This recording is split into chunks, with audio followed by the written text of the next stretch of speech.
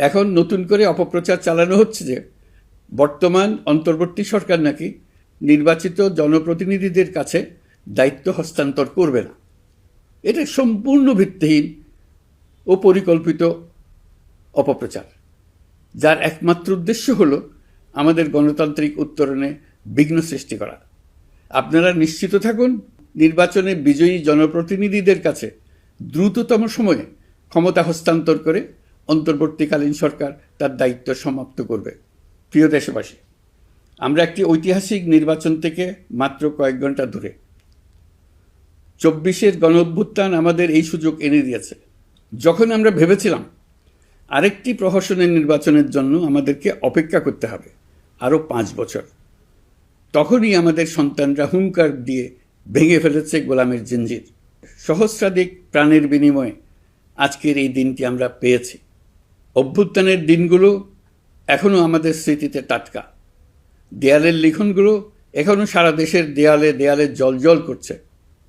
দেয়ালে দেয়ালে school, college, মাদ্রাসা, বিশ্ববিদ্যালয়ের মাধ্যমে লিখেছিল তাদের মনের কথাগুলো। সেখানে তারা বলেছে পরিবর্তনের কথা, সংস্কারের কথা। জুলাই সনদ কোনো দলের একক ইশতেহার নয়। দীর্ঘ 9 মাস 30টিরও বেশি রাজনৈতিক দলের সাথে আলোচনা করে জাতীয় ঐক্যমত্য কমিশন জুলাই জাতীয় সনদ প্রস্তুত করেছে। এই আলোচনায় অনেক প্রস্তাবের পক্ষে বিপক্ষে দীর্ঘ মতবিনিময় শেষে রাজনৈতিক দলগুলো এতে স্বাক্ষর করেছে। এই সনদ জাতির ভবিষ্যৎ পথ চলার এক ঐতিহাসিক দলিল। গণঅভ্যুত্থানের চেতনা, জনগণের দীর্ঘদিনের আকাঙ্ক্ষা এবং ভবিষ্যৎ রাষ্ট্র ব্যবস্থার একটি সুস্পষ্ট দিক নির্দেশনা। এই সনদের মাধ্যমে আমরা সংস্কারসমূহ বাস্তবায়নের অঙ্গীকার করেছি।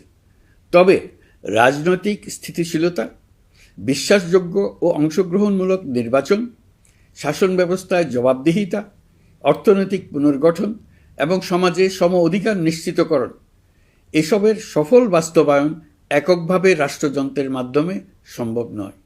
এর জন্য সবচেয়ে বেশি প্রয়োজন জনগণের সক্রিয় অংশগ্রহণ ও মতামত। কারণ একটি জাতীয় রূপান্তর কখনোই একক সিদ্ধান্তে বা একক শাসনের মাধ্যমে টেকসই হয় না। জনগণই রাষ্ট্রের প্রকৃত শক্তি। পরিবর্তনের চূড়ান্ত বৈধতা আসে জনগণের সম্মতি থেকেই। তাই দেশের ভবিষ্যৎ দিক নির্দেশনা নির্ধারণে জনগণকে সরাসরি সিদ্ধান্ত গ্রহণের সুযোগ দেওয়াই হলো গণতান্ত্রিক পথের মূল ভিত্তি।